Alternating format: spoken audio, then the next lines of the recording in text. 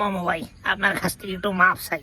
শিল্পী জগৎটার একটু ভালো থাকতে দেন। হ্যাঁ, করোনার মতো যেরকম কইরা ব্যাকটেরিয়া ভাইরাস ছড়াই দিতেছেন দেশের মধ্যে, দেশের তো শিল্পী জগৎটারে 12টা বাজাই দিতেছেন। হ্যাঁ, হিরো আলম বাইরে যে এমন ভাবে প্রশিক্ষণ নেওয়াইছেন, এমন ভাবে গান গাওয়াইছেন, বাংলাদেশের মানুষ তো মনে করেন কেমনে যে বাসি আছে সেটাও বুঝতে পারতেছে না। গান শুনলে মনে করেন কি করবে সেটাও বুঝতে পারতেছে না। সেটা বাদ দিলাম, এই হিরো আলমের তো দিন শেষ। এরপরে কেডা আসছে এখন আবার মাঝে দেখতেছি ওই যে কি জান্নাতরে নিয়ে পড়ে আছেন। ও মা গো মা, বাংলাদেশের মানুষ কি আপনার কাছ থেকে একটু শান্তি পাবে, একটু মুক্তি পাবে?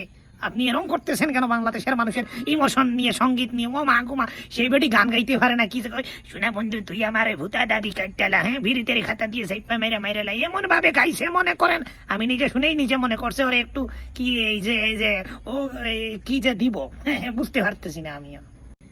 আপনি যারে ভাবছেন তারে নিয়ে শিল্পী বানাই দিতেছেন। শিল্পী জগতের একটা গানের ইমোশন সম্পর্কে তো আপনার কোনো ধারণা নাই মনে করেন।